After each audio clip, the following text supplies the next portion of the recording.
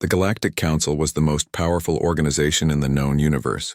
For thousands of years, it had guided hundreds of alien civilizations, creating rules for trade, peace, and exploration. The council chambers were built on the shining world of Aurelia, a planet that floated like a gem in the middle of the stars.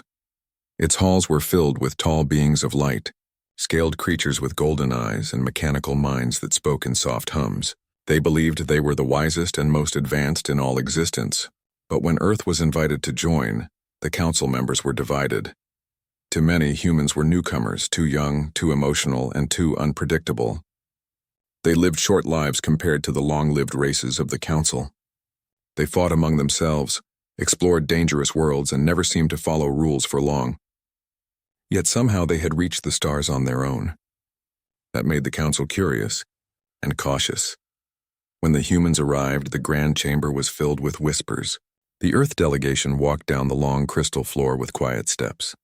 Their uniforms were simple but elegant, white with a blue circle, the symbol of Earth. At their front walked Ambassador Elena Rain, a calm woman with sharp eyes and a voice that carried both strength and patience. She bowed politely and greeted the assembly. "We come as friends," she said.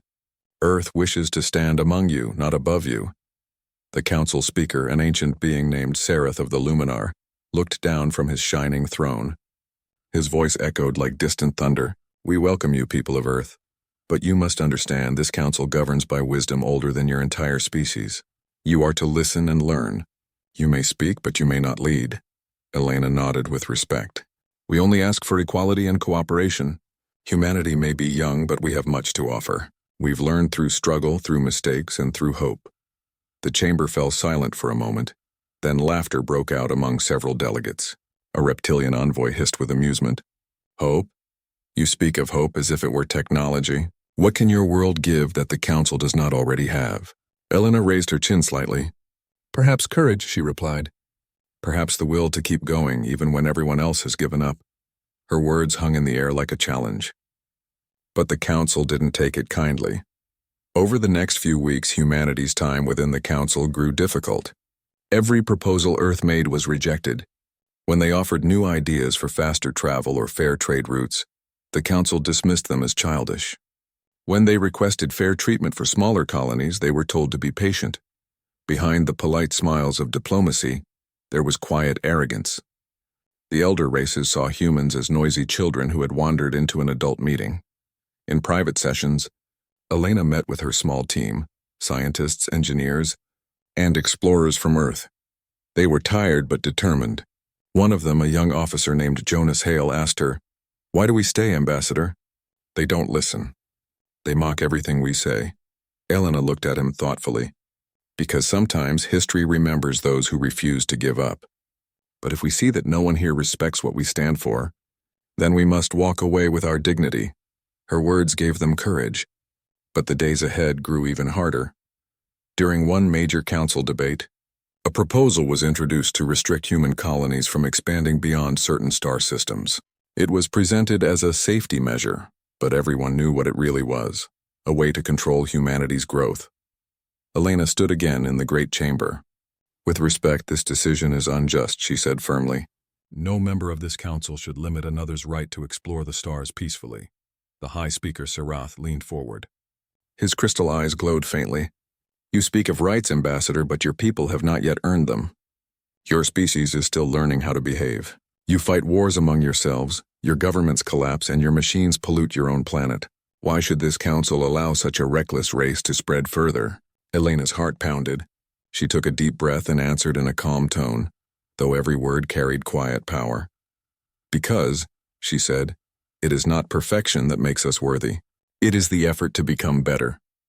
Every step forward for humanity was made by those who refused to bow to fear or failure."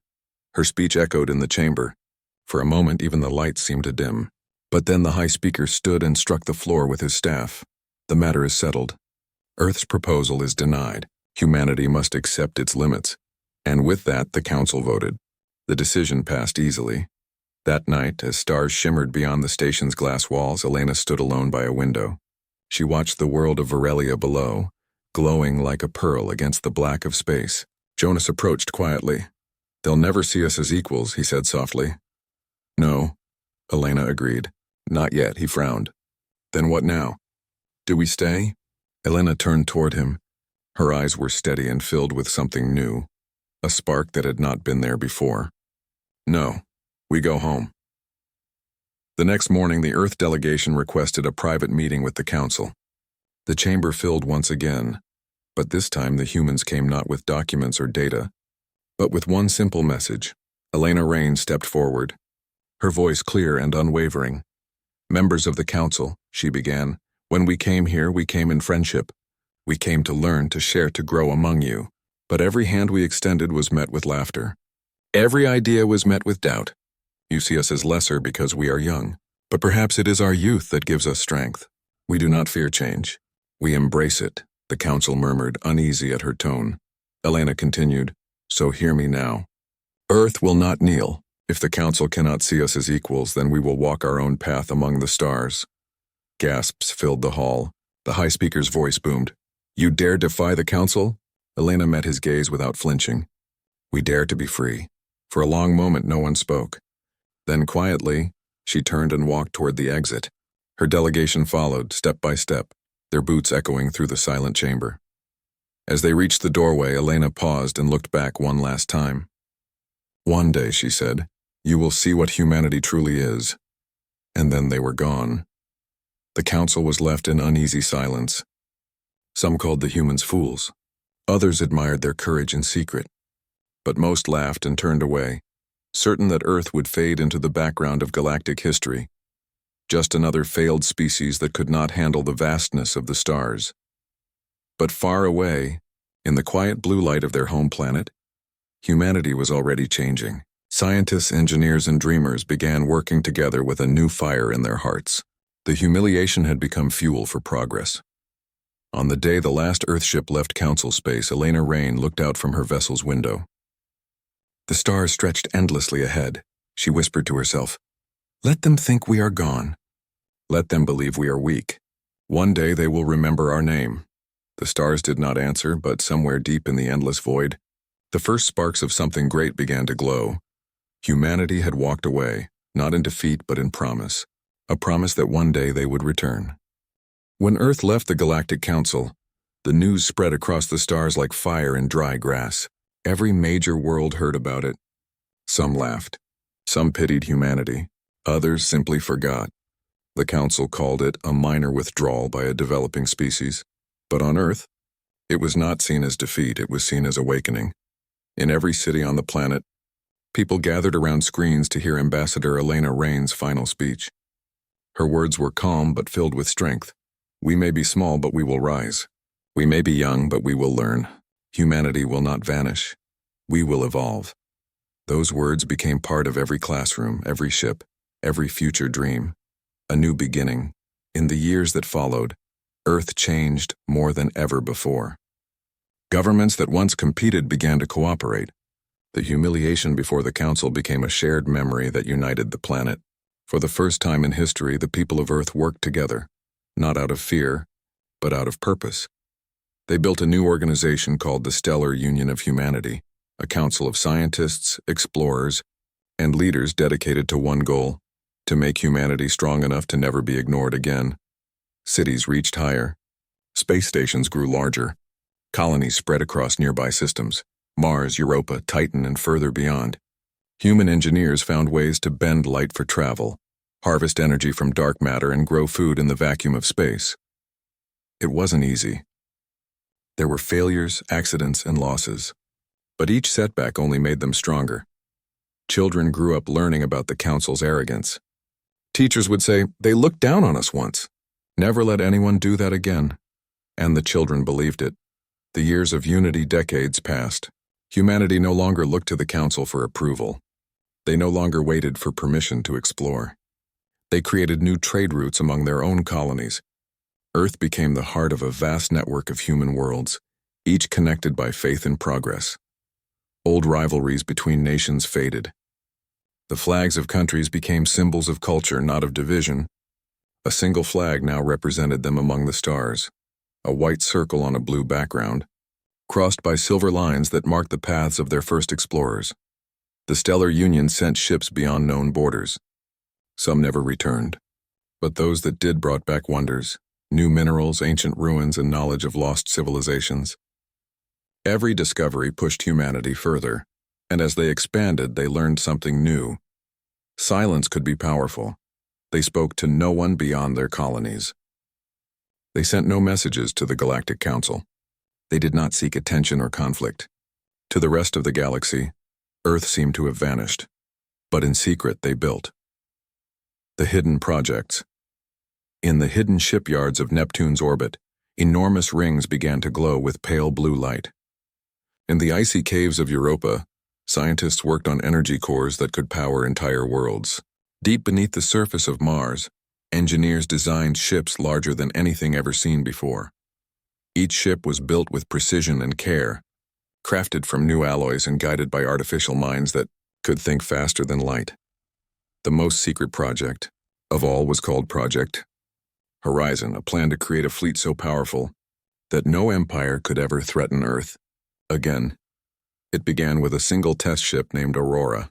When it launched, its engines left trails of blue fire across the blackness of space. It could move faster than any known vessel, travel between systems in moments, and withstand attacks that would destroy entire fleets. The test succeeded. And then the building began, quietly, endlessly. For nearly 100 years, humanity worked in silence. Legends in the stars outside of human space, the galaxy began to whisper again. Traders told stories about strange ships seen at the edges of known space, craft that moved faster than scanners could follow, bearing no known insignia. Some said they were ghosts. Others said they were pirates. But a few, especially the oldest members of the council, began to suspect the truth.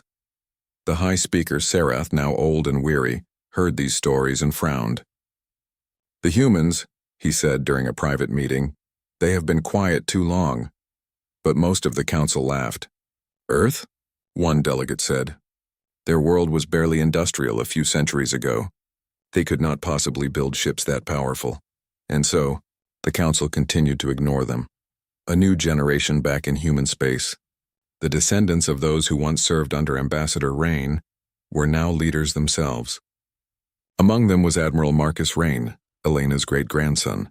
He was born on the moon colony of Selene and grew up hearing stories about how his ancestor stood before the council and refused to kneel. He carried those stories in his heart like a promise. Under his command, fleets were trained not for war but for defense, for readiness. Every pilot, every crew member, every engineer was taught that they carried the honor of humanity itself. They studied the tactics of every known species, the technologies of every empire, and the failures of their own past. They learned patience, strategy, and unity, and still they waited. Generations passed, but the mission never changed. Humanity's silence was not weakness, it was preparation. The Council grows weak. While humanity grew stronger, the Galactic Council began to crumble. Old rivalries returned among its members. Some species wanted more control, others wanted to leave. Corruption spread quietly through its systems. The Council that once claimed to represent peace had become slow, proud, and divided. And then came the border conflicts, small wars between Council member species.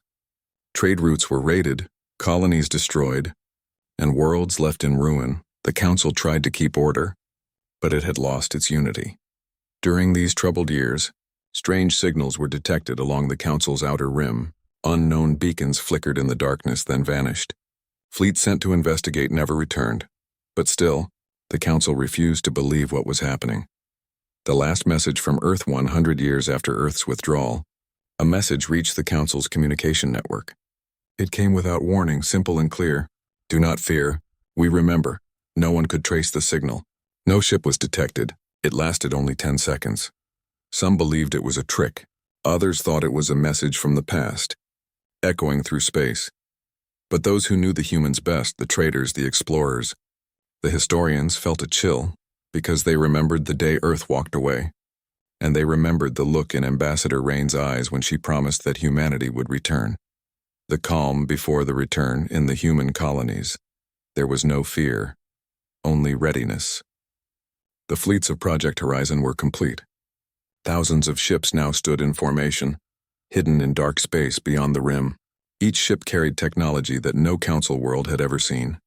The captains waited for one signal, one call to return. Admiral Marcus Rain stood on the bridge of the flagship Saul's Wrath. Outside the window, stars glittered like diamonds scattered on black velvet. He watched them quietly, his hands clasped behind his back. Beside him, his second officer, Commander Lin, spoke softly. "Sir, do you think they'll remember what they said about us?" Marcus smiled faintly. "They'll remember soon enough. But we do not return for revenge. We return because it's time the galaxy saw what humanity has become." Lin nodded slowly. "And what is that, sir?"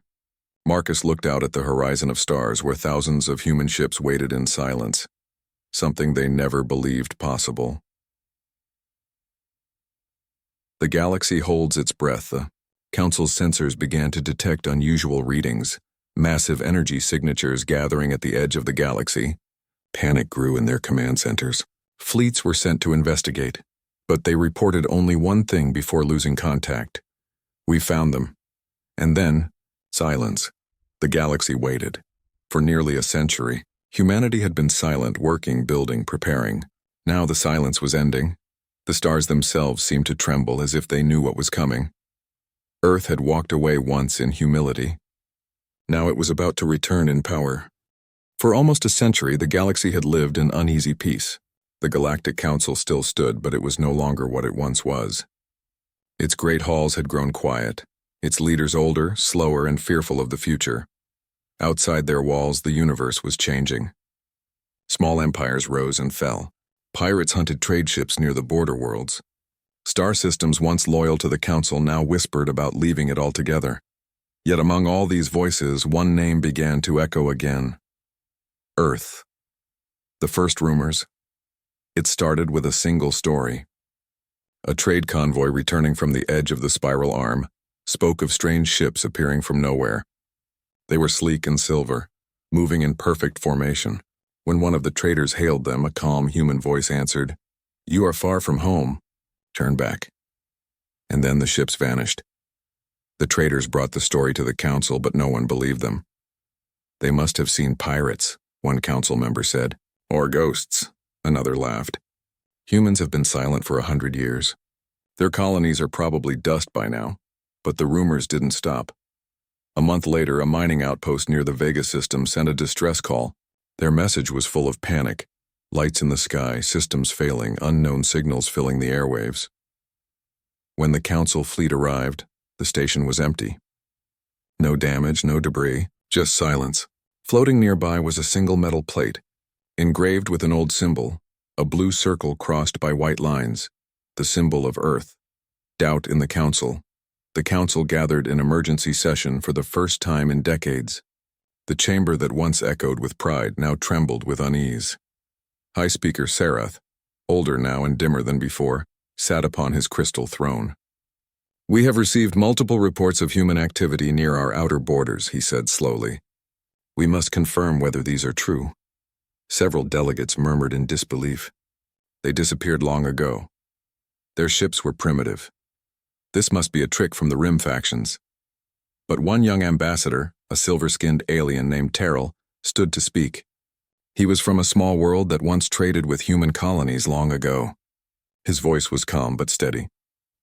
"With respect, High Speaker," Terrell said, "if these sightings are true, then the humans have not only survived, they have advanced. The Council should send a diplomatic envoy before it's too late." Sarath looked down at him with tired eyes. "And what would you say to them, young one?" "Welcome back." "They left in anger. They will not listen." Terrell's gaze did not waver. "Then perhaps they will listen if we come in peace." After a long silence, the Council reluctantly agreed. They would send a single small ship to investigate the reports, a scout vessel called the Ardent Star, under Captain Terrell's command. The journey to the edge, the Ardent Star launched quietly from the Council docks. It was a small, swift ship with a crew of 20. They were brave but nervous. The stories about humanity had grown larger than life. Humans who could build invisible ships, who controlled entire systems, who never forgot an insult. Terrell, however, did not believe in fear. He had studied Earth's history, their wars, their art, their inventions. He respected their determination. He had read about Ambassador Elena Rain and how she had walked out of the council chamber, with her head held high. He wanted to see what had become of her people as the ardent star crossed the empty border of council space. The stars grew brighter and colder. Days passed with nothing but static and silence. Then one night the sensors detected something. Strange energy waves moving in formation. "Could be asteroids," said the navigator. "No," Terrell replied softly. "That's too ordered." He ordered the ship to move closer. The waves grew stronger, clearer. Then through the observation glass the crew saw them. Massive ships lined in perfect rows, each shining faintly blue. Thousands of them. The humans had returned. The first contact Terrell's crew was speechless. The ship stretched farther than the eye could see, a wall of light and power. Each one carried the same mark, the blue circle of Earth. Terrell activated the communication channel. "This is Captain Terrell of the council vessel Ardent Star," he said clearly. "We come in peace. We wish to speak with the representatives of Earth." For a few seconds there was no reply. Then a voice came through, calm and human. "Captain Terrell, we know who you are. Turn your ship around." "This is restricted space," Terrell hesitated. "Please, we come only to open dialogue." The council had a century to speak," the voice interrupted. "Now it is humanity's turn." The signal ended. On the scanner, thousands of the massive ships turned slightly, just enough to show they were watching him. The message was clear: leave. Terrell gave the order to retreat. The Ardent Star jumped back to council space at full speed. When he returned, his report was short but powerful. "They are back. They are not the same. And they are not hiding anymore." The galaxy reacts. The news spread faster than light. Across the council worlds, fear and wonder filled every conversation. Humans? After 100 years? How could they build a fleet that large? What do they want? Old allies of the council began to prepare their defenses. Merchant fleets changed their routes. Even the great empires outside the council borders grew nervous. But among the common people there was a strange sense of hope. Many remembered the humans not as conquerors but as dreamers. They were the ones who had once said that every species deserved freedom and respect. Some believed that maybe, just maybe, humanity's return would bring balance to a broken galaxy. The council's division inside the council chamber, panic and debate ruled the day. Some demanded that the humans be confronted immediately. Others wanted peace. High Speaker Sarath slammed his staff against the floor to quiet them. "Enough!" he shouted, his voice trembling. "We will not rush into fear. We will send a message, an offer of peace, of alliance. The humans must understand that the council stands ready to speak as equals." The words felt heavy even to him. Because deep inside, Sarath remembered that long ago meeting, how the human ambassador had stood in that same hall and asked for equality, and he remembered how they had laughed at her. The message of transmission was sent across the stars on every frequency. It was simple and formal. "To the people of Earth and the stellar union of humanity, the Galactic Council acknowledges your presence and wishes to re-establish diplomatic relations. We invite your representatives to the council world of Varelia to discuss peace and cooperation. May our species find understanding at last." The message was sent. Then the galaxy waited. For days there was no reply. Then on the 7th day, every communication screen in the council suddenly flickered to life. A symbol appeared, a blue circle crossed by white lines. The mark of Earth. Then came a voice. Calm, strong, familiar. "This is Admiral Marcus Rain of the Stellar Union. 100 years ago you called us children. You mocked our dreams and denied us respect. We did not forget, but we have learned. We do not come for conquest. We come to remind you, Earth remembers." The signal ended. For a moment no one in the council chamber moved or spoke. Then one by one the delegates turned to look at High Speaker Sarath. His crystal eyes dimmed slightly. "So," he whispered, "they return."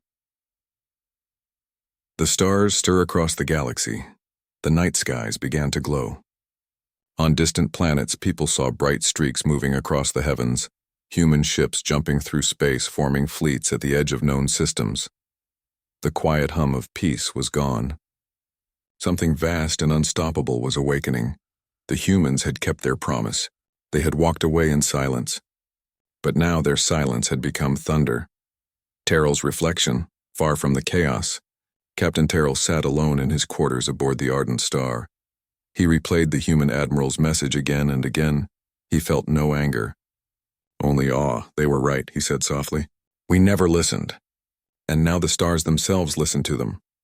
Outside his window, the distant light of Earth's fleet shimmered faintly on the horizon, 1,000 ships waiting for dawn. The day came without warning. For centuries, the galaxy had grown accustomed to peace. Trade moved steadily between worlds and politics shaped life among the stars. The Galactic Council continued its slow debates while human colonies quietly thrived far beyond their borders.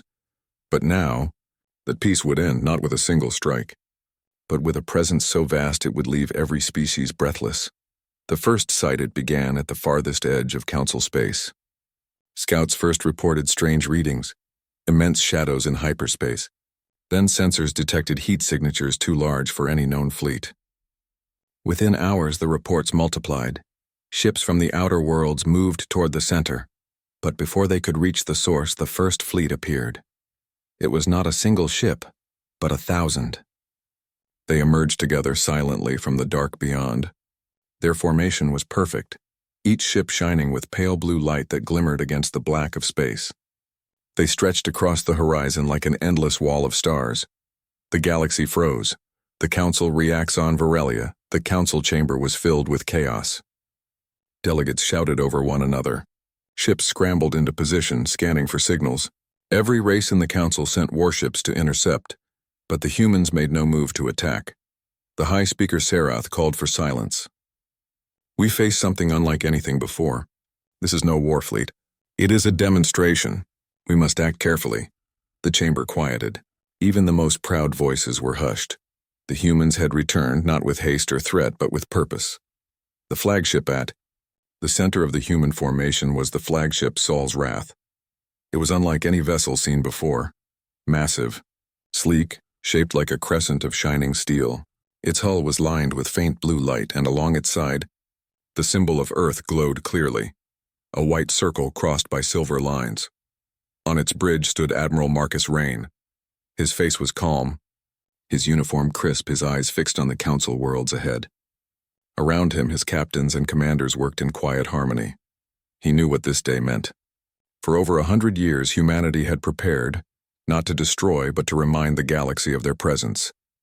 The first message. The human fleet halted just outside the nearest Council world. Across every channel of communication, a single message was broadcast.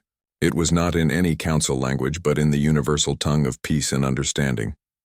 People of the Council, we do not come to fight. We come to be heard. 100 years ago, you refused to see us as equals. We left not in defeat, but in promise.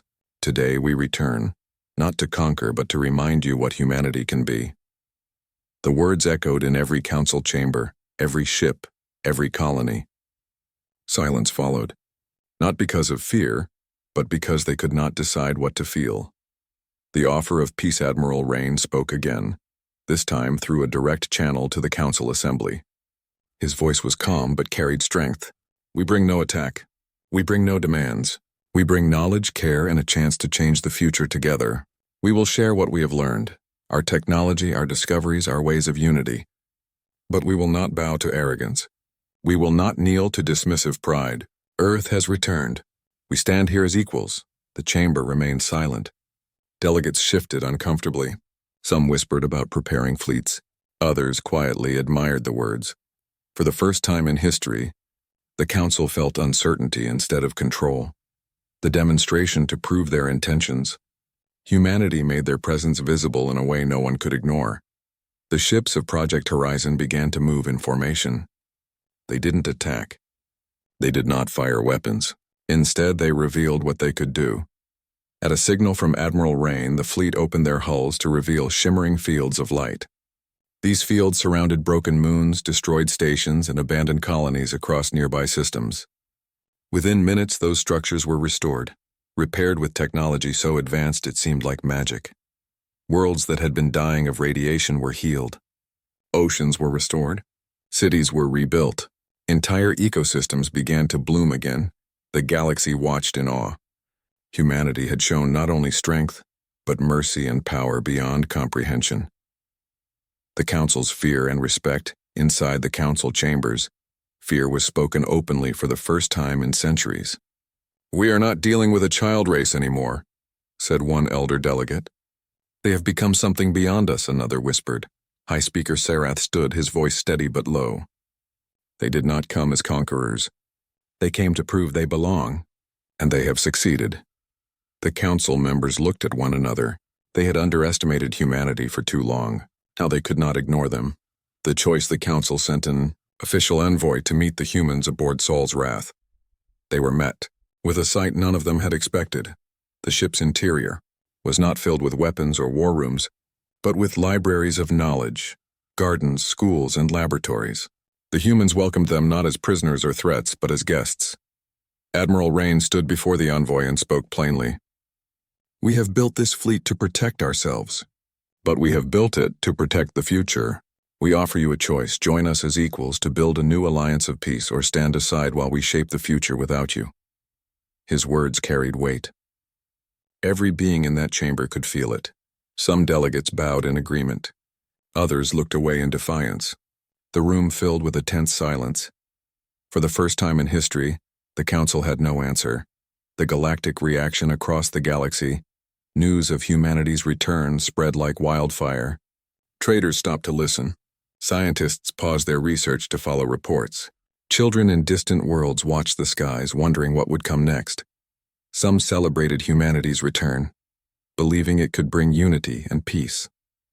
Others prepared for conflict, fearing the power of a united human fleet. But above all, one truth was certain: the galaxy had changed forever. The quiet of the last century was gone.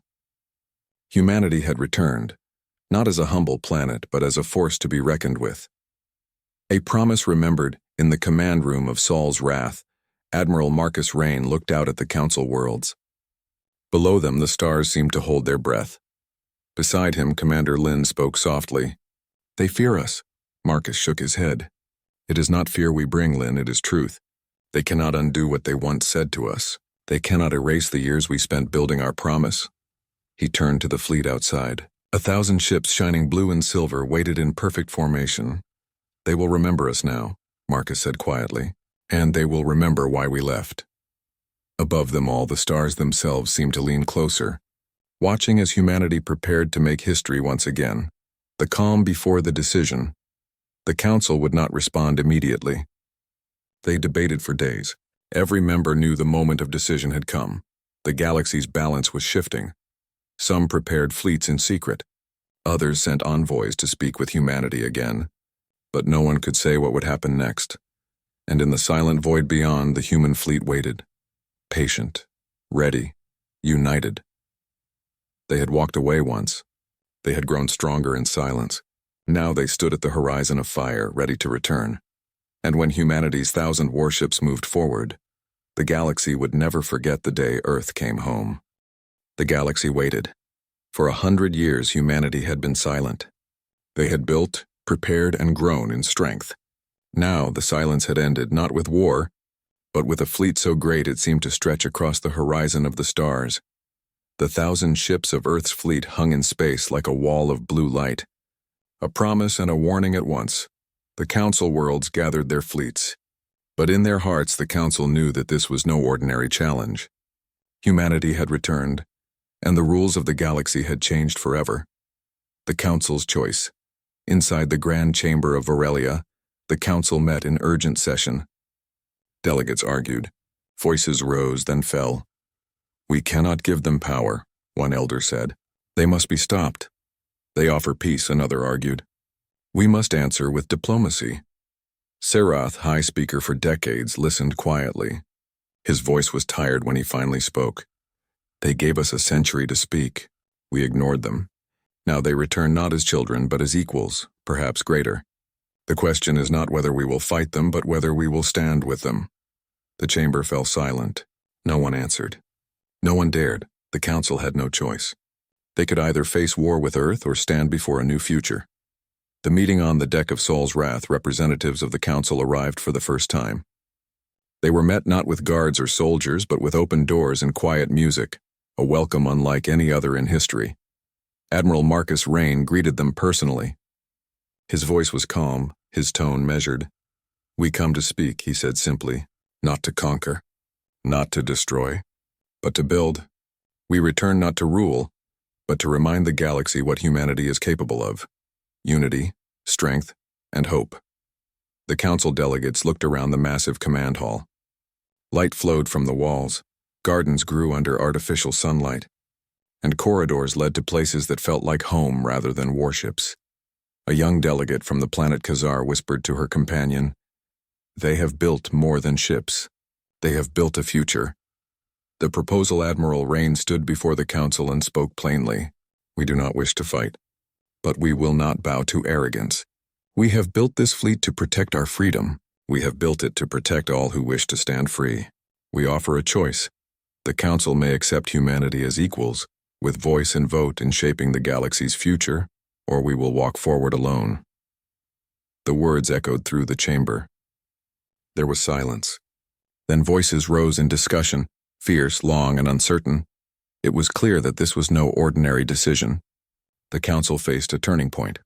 The first step after long debate, the council agreed to a temporary accord. Humanity would join a new assembly, one built of all willing species, a united galactic assembly. The decision was not unanimous. Many feared humanity's power, but the majority recognized the truth. A new order was rising, and the council could not stop it. The first treaty was signed aboard Sol's Wrath. Admiral Rain and High Speaker Sarath stood together, not as enemies, but as witnesses to change. Sarath spoke quietly, his voice carrying centuries of wisdom. "You have returned.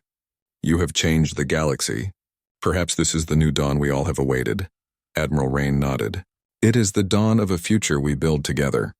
A galaxy-united word of the treaty spread quickly. Across the galaxy, colonies and systems joined the United Galactic Assembly. Traders opened routes without restriction. Scientists began sharing discoveries freely. Old rivalries softened as the idea of a united galaxy took root. Humanity became a symbol, not of war, but of possibility. A species once doubted, now leading a movement that could change history. On distant worlds, children learned of the century-long silence and the return of Earth. They studied Admiral Rain's words in schools. They spoke of unity, courage, and the promise of peace. The name humanity became more than a race. It became a legend. The Council's legacy for the Council, the return of Earth, was both a lesson and a warning. They had underestimated a young race, assuming their place was beneath the stars. They had dismissed their voices. Now, history would remember. High Speaker Sarath addressed the new assembly, speaking for the first time without hesitation. "Let this be a lesson to all. No species should be dismissed. No voice should be silenced. The galaxy belongs to all who dare to claim it." It was a moment that would echo through time, a moment when the old order gave way to something new. Admiral Rain's vision back on the deck of Sol's Wrath. Admiral Marcus Rain looked toward the stars. Around him, his fleet stood ready, not for war but for peace. Commander Lin approached quietly. "Sir, what happens now?" Marcus smiled faintly. "Now we build. Now we prove that we can be more than what they expected. We will be the guardians of this new galaxy." Lin looked out at the 1,000 ships, each gleaming under distant starlight. "And if they doubt us again?" Marcus shook his head. "They will not doubt us again. Humanity has returned, and this time, we return to stay." The new dawn, the 1,000 ships moved forward together, not as a fleet of war, but as a symbol of unity. They crossed the borders of the Council worlds, entering new space with a quiet confidence. Across the galaxy, beings of all kinds looked up at the stars and felt something they had not felt in centuries: hope. The silence of humanity had ended. Their promise was kept, and a new dawn had begun. The galaxy would remember the day Earth returned, not as a conquered world, but as the spark that changed the course of history forever. The 1,000 warships on the horizon were not a threat. They were a promise. A promise that the future belonged to those who dared to build it, and humanity was ready.